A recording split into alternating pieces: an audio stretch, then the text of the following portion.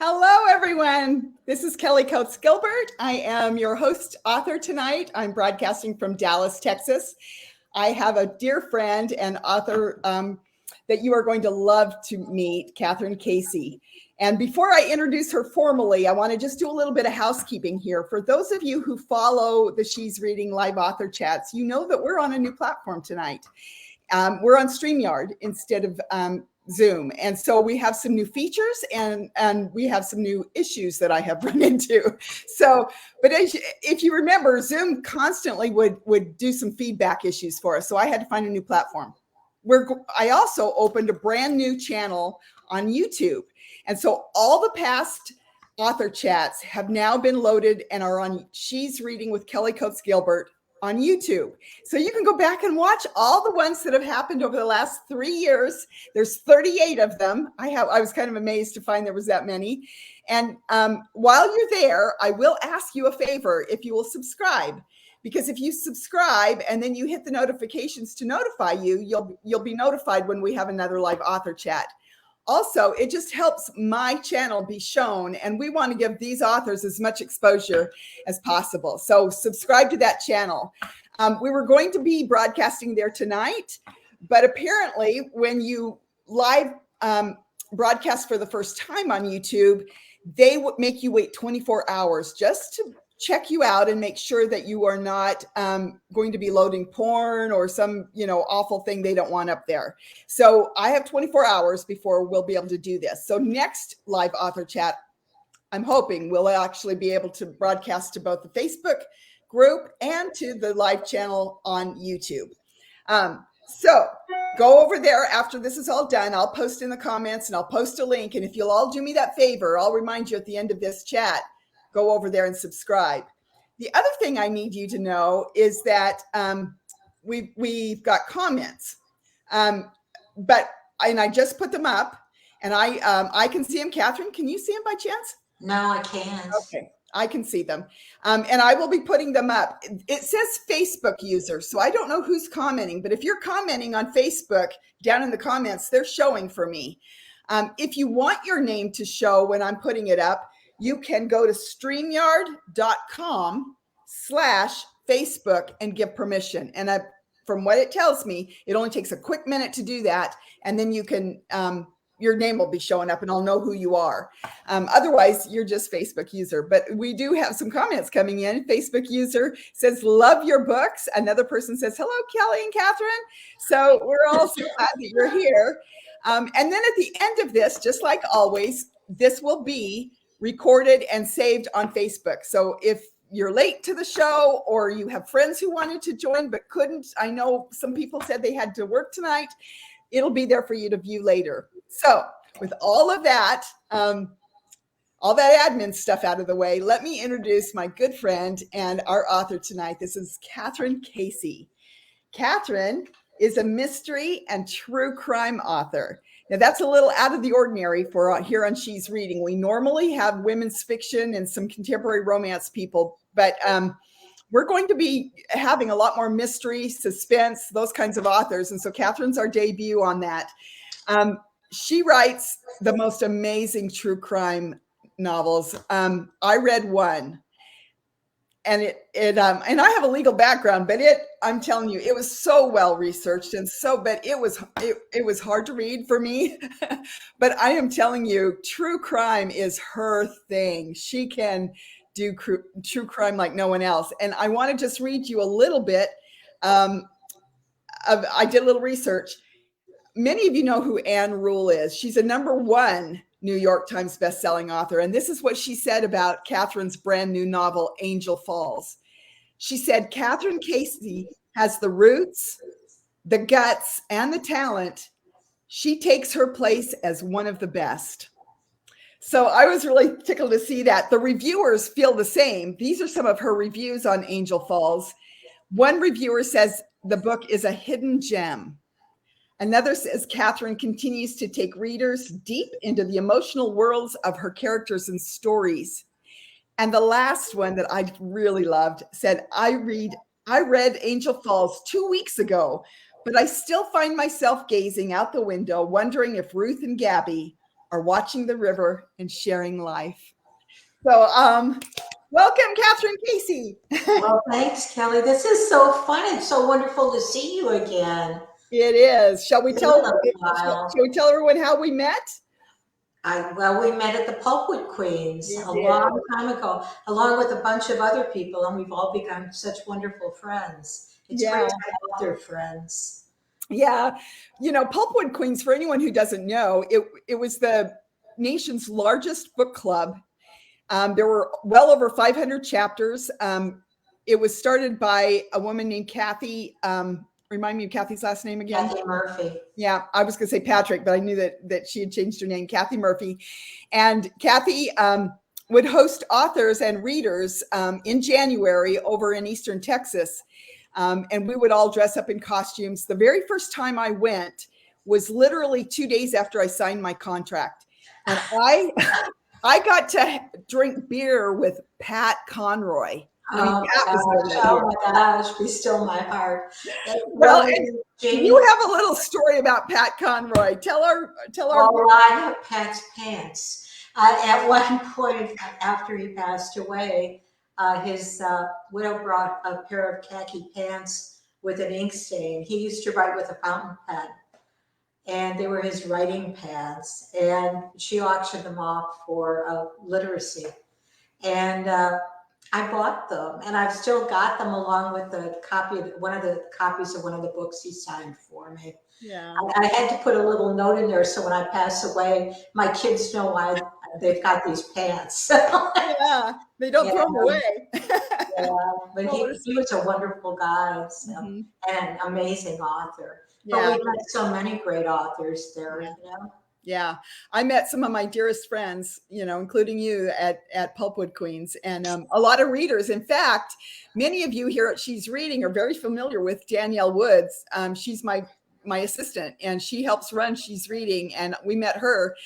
She was a reader who came to Pulpwood Queens, and we got to see her every year. And that's how I hooked up with Danielle. So, and Danielle will be here with us later this evening. But let's go ahead and talk a little bit about this new novel.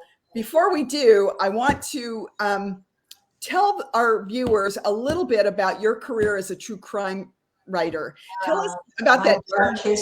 My dark history, Kelly. Yeah. Well, I started out as a magazine writer. I wrote for national magazines for a long time, about 20 years.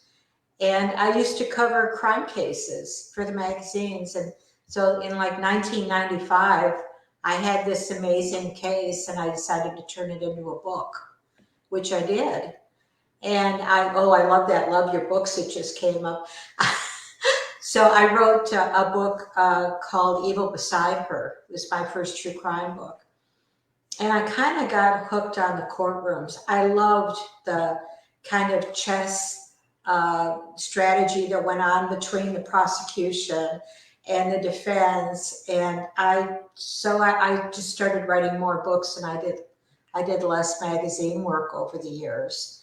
But they're really hard. I mean, some of the trials would last 6 or 7 weeks, and I'd interview up to 100 people. They'd take me at least a year to write. I think one I got done in like 10 months, and I was so proud of myself. Yeah. But because the research is really daunting, and the organization and everything. Yeah. There's so many facts and so many characters and people, and it was really fun. I have 11 true crime books, and I'm really proud of them. Hello, Montana. So a lot of the people I've written about are still friends of mine. A lot of the victims' families, we've become very close over the years. Some of the people involved in the prosecution or the law enforcement still reach out and keep in touch. It was my nonfiction career was a lot of fun. It was really interesting. And I learned a lot about criminals and killers and the criminal justice system. And that really helped when I decided to write the mysteries. Yeah, I can only imagine. Because Angel Falls is your very first novel. I have 7 mystery books. Oh, I didn't know that. Series. I have the Sarah Armstrong Mysteries, and there are 4 books there, and then the Clara Jeffries, there are 3. But this is my first historical fiction, Okay. which was a real jump for me. I mean, I'm not sure my agent was excited about it. They always want you kind of to stay in a genre, and now I'm in my 3rd genre. So, but it was really fun to write. Yeah. The cover is beautiful. I don't happen to have a copy. Do you have a copy nearby? Here, and you're not going to have to twist my arm to get me to hold it up either. Oh, isn't it pretty? There it is. Wait a minute. How do I get this on? There you go. Yeah. So that's Angel It Falls. has the waterfall that's kind of at the heart of the book. So yeah. So tell us just a little bit of a synopsis of the story and why our viewers might want to run go get that. Well, this was kind of the book that I had to write about 20 years ago. I found out about Ruth Robertson and how she was the woman who led in the first expedition to measure Angel Falls, which is the tallest waterfall in the world. And I didn't know anything about women explorers. You know, women haven't been documented by history the way that men's achievements have. We just haven't been. And I didn't know that there were any women out there doing anything like this. So I was just really impressed. And so I got a copy of Ruth's National Geographic article. I had it on my desk for 20 years. And I kept thinking, someday I have to write this book and I have to tell the world about Ruth again and remind them that she did this amazing thing. Angel Falls is in a crevice, a deep crevice inside of a mountain in Venezuela. And it's surrounded by one of the most dangerous jungles in the world. So there had been 4 expeditions that had been attempted by men and they had all failed. And then this 5'1" 120-pound woman led in an expedition and it was successful. It's just an amazing story. Yeah. I just fell in love with Ruth. And like I said, I wanted her to be remembered. This was a real, this was really important to me. So I decided I was getting old, I mean, which you can tell at this point. And I thought, I really need to write the book now, you know, and get it out there. And I'm really proud of it. I've really enjoyed it. There's another nice comment here about somebody I'm a new author for, and I hope you enjoy the book. So yeah, I love the comments. When you very first start a novel, what is the most daunting thing about that for you? You mean in addition to the blank computer screen, which is very frightening. It is. You know, I think it's to get the characters down, because I think once you get the characters lined up, they kind of take over. You know, they move the book along, you know. And sometimes I'm kind of surprised at what they do. Yeah. You know, and sometimes these people show up who I didn't intend to be in the book, which is kind of fun. I loved writing the true crime books, but with true crime, you have a set plot because you have the actual crime. And, you know, it's all nonfiction. You have set characters and you can't change anything. Yeah. So if you really don't like somebody, or somebody does something that's incredibly stupid, you're stuck with it. It's the way that it is because it's the way that it happened. It was really freeing to start writing fiction and be able to, you know, just write somebody off if I didn't like them, or, you know, change the plot if I didn't like where it was going. Tell me your process about developing those characters. Like mine is, the very first thing I do is I have to go find an image. And once I find the image, I sit and stare at it. And for some reason, that character starts to come alive, and I can start to understand what their name is, and it goes from there. What's your process? I do the same thing. I collect pictures out of magazines and newspapers of people. And I put them up on the wall and make kind of a collage of all of these people with their names, their character names underneath them, and write little bios for them. They could use them on LinkedIn, I think, if they knew, right? Yeah. But it's just, I just have to kind of work through it a little bit. And it's fun because I was a journalist for, gosh, 25 years or something. And so I traveled a lot, especially in Texas. And I've been setting all the books in Texas, except for Angel Falls. There's some of it in Texas. And then Ruth traveled a bit. So there's the Midwest in Illinois and in different areas. But usually my books have been set in Texas. And I've been able to set them in these little Texas, East Texas towns and everything, which I just love, like Jefferson. And, my first mystery was about a woman, Texas Ranger, who was chasing a serial killer. And I took her to a lot of the cities that, like San Antonio and places that I've fallen in love with over the years. A lot of my novelist friends set their novels in made up towns, and I always choose real places. I love taking my readers to places and naming hotels and stores and streets. And, that's part of the fun for me. And I think my readers enjoy it too. Is that typically what you do as well?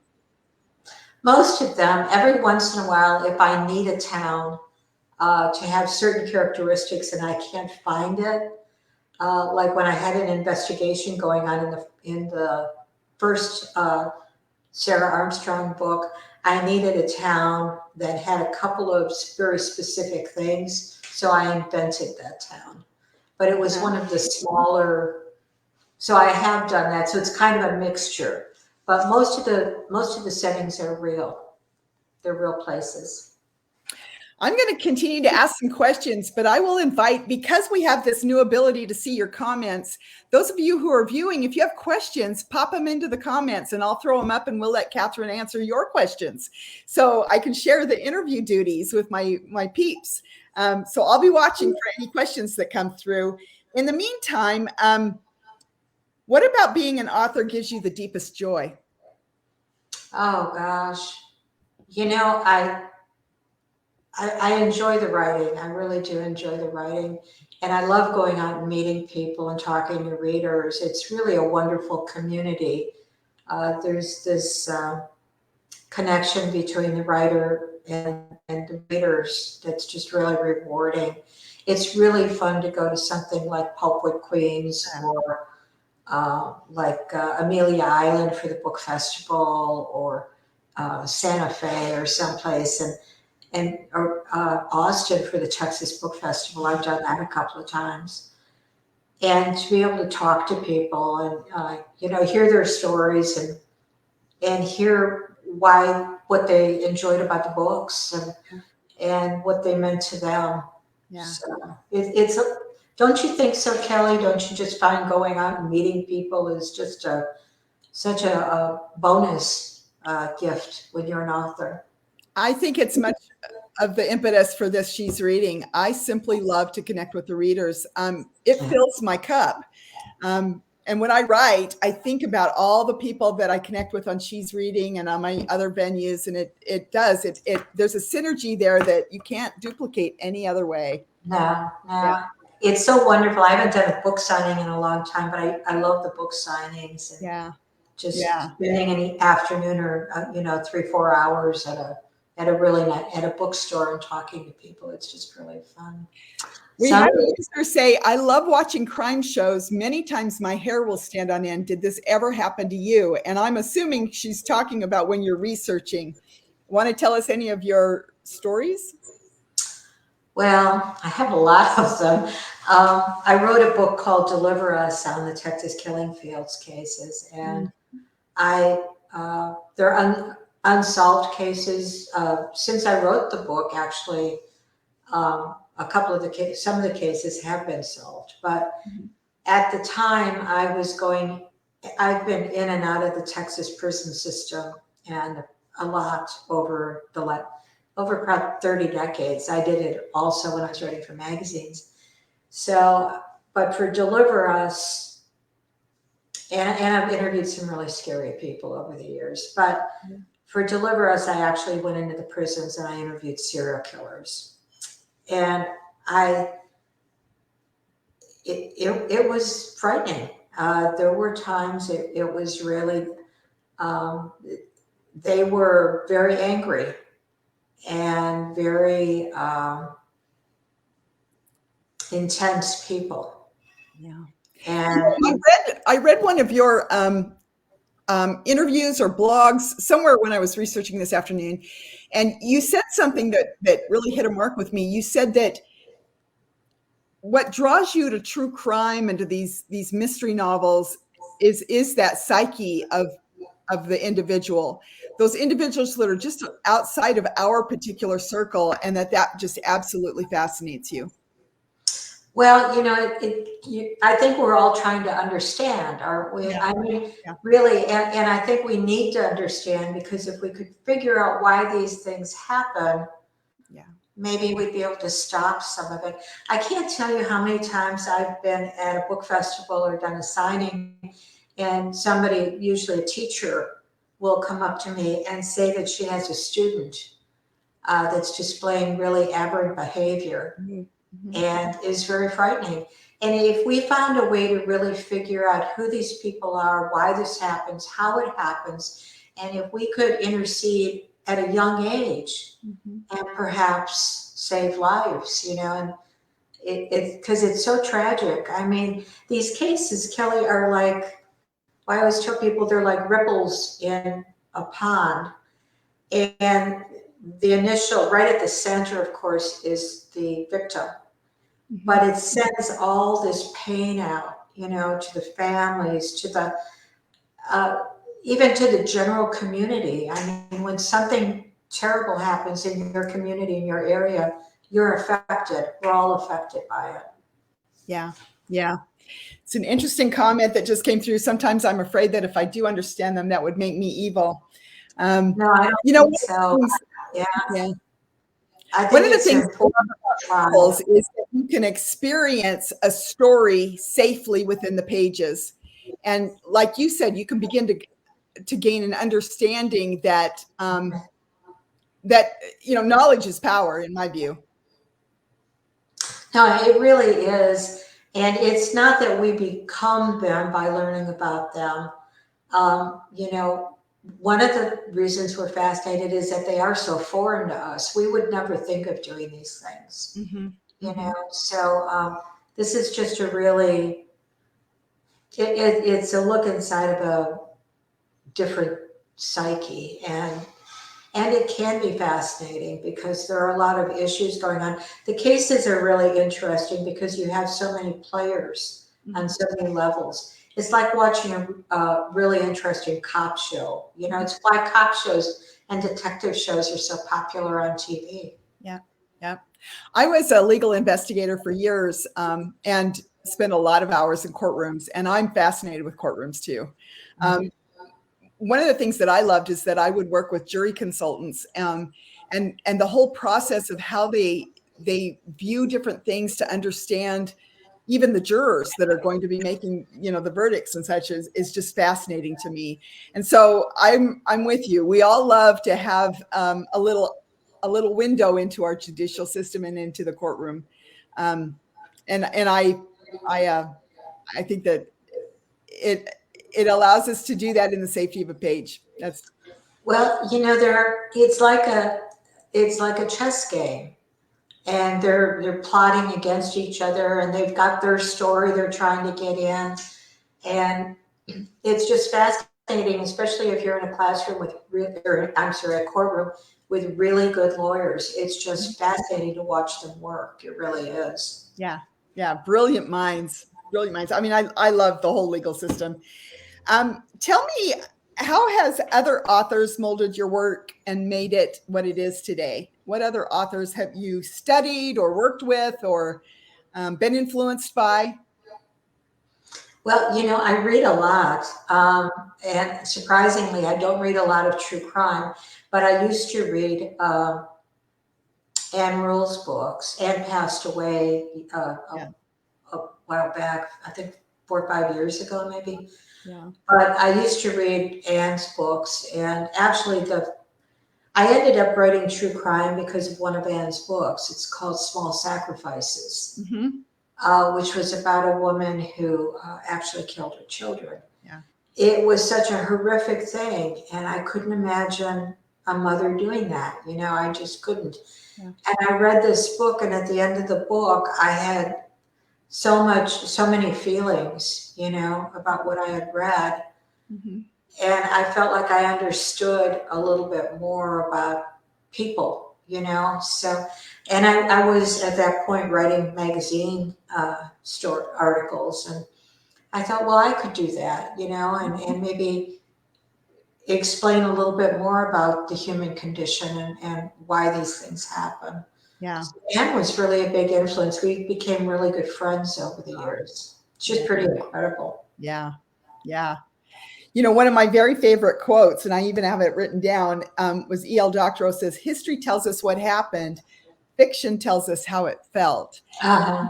And one of the things about when I was reading the reviews back on your true crime stories, I didn't note those because we were going to focus on your fiction today, but they said that they read like a story. Even though you're telling true facts and you're writing within that box that you described, it reads like a story. You very much tell the human side of all of the participants and the people impacted by that crime. Well, that's really who you identify with, or who I identify with when I'm working on it. Yeah. When I was picking the true crime cases, and I may do another one, I haven't totally decided that I'm not. I was looking for cases with people I cared about. Yeah. Cases that mattered to me. So not that they all don't matter to me, but some you're particularly drawn to. I mean, all of these crimes are horrific, and all of the families deserve justice and everything. But and I was also looking, when you're talking about story, I was also always looking for cases that were like mystery novels that had a lot of twists and turns. Yeah. Because if it's a straightforward type of situation where it's just an impulse and it's over and it's gone, well, then it's not enough there for a book. Yeah. So I was always looking for things that were, that there was more of a story, that there was really a meaty story there. Yeah. Yeah. Well, are there any other questions that we have? Because we're going to move into some other things here pretty quickly. If there's any more questions, I'd be happy to broadcast them up and let Kathryn answer them. And while we're doing that, Kathryn, I want you to tell people how to find you out on social media. Tell them your website, and tell them where you sell. Where are your books found? All that kind of thing. Well, I'm on Facebook. Just put in Kathryn Casey, and I usually pop up first, although there are other Kathryn Caseys. And I'm on Instagram and Twitter, or it's not Twitter, I'm sorry, it's X now. And I think I'm just at Kathryn Casey on X. And I think I'm author Kathryn Casey on Instagram, and just Kathryn Casey on Facebook. So I haven't done any TikTok things yet, so I don't know, maybe I will. I'm not as good as you are, Kellie, with all of this. It's really, I'm scared to get on TikTok. My books are all over on TikTok, but I haven't ventured there yet. Well, I'm impressed. I mean, my gosh. But my books are all over the place. They're on all the major websites. And Barnes & Noble carries them. Yeah, if they don't have what somebody wants, they'll order it. And of course, we all love the indie bookstores, and sure. They can order if they don't have on stock. Here, I live in Houston, and here in Houston, Murder by the Book carries quite a few. I love Murder by the Book. Yeah, my books, they're wonderful there. So. And don't forget libraries. Libraries. Oh, and library. We love libraries. We'll never forget libraries. Yeah, yeah. Well, before we go, a couple of things. I always do what I call my rapid fire questions, and so we're going to do that real quick. But then before we go, you have a giveaway that you want to talk about too. And one of the things about the giveaway is that if you have commented, when we get done with this, Kathryn will go onto the Facebook She's Reading group page, and she will look at all the comments, and she will put those into whatever bowl or however she chooses. and she will choose the winner and post that in a comment later this evening. And then you're going to have to, get your information to her however she asks you to. If she needs an address or whatever she needs from you, you can just then private message that to her, and then she'll get the giveaway prize to you. But first, our rapid fire question. Am I in trouble here? No, they're pretty easy. All I do is I say this or this, and you tell us. It really kind of gives us an understanding of who you are. So, chocolate or vanilla? Chocolate. Pie or cake? Oh, no, that's tough. I can't pick both, huh? I guess cake. Okay. Beer or wine? Wine. That's an easy one. Stilettos or flip-flops? I'd like to pick both again. Well, no, never stilettos. Flip-flops. Okay. I'm too old for stilettos, Kelly. Dawn or sunset?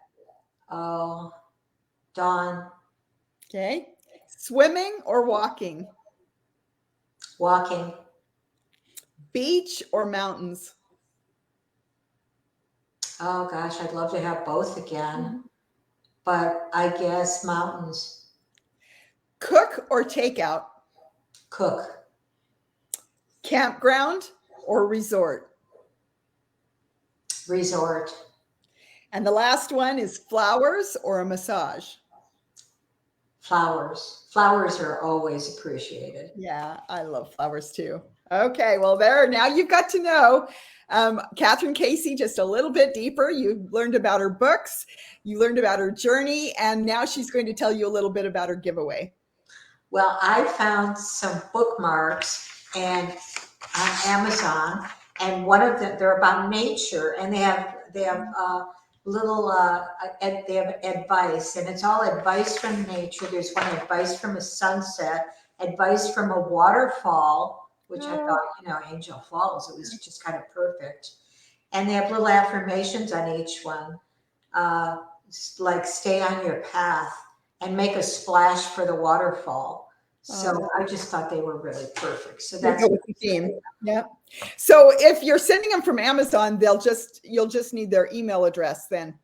Oh, okay. No, that's not true. You'll need their address on. Yeah, they'll need their. I think I'll need an address. Yeah, you'll need an address. So when she chooses that, you can private message her, however she tells you to do that, your address, and then she'll send that.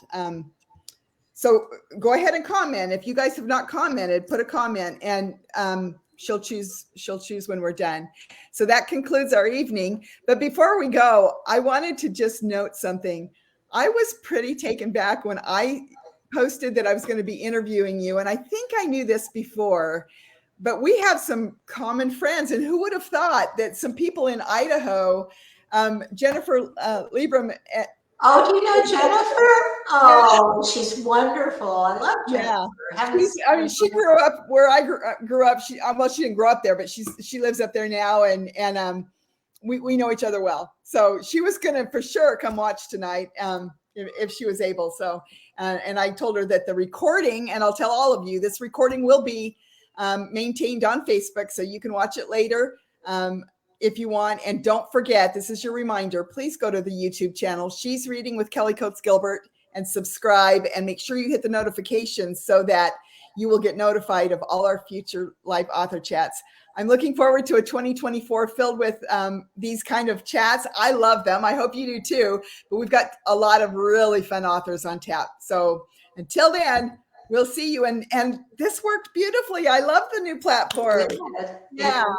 Yeah. All right. Good night, everyone. And good night. Nice.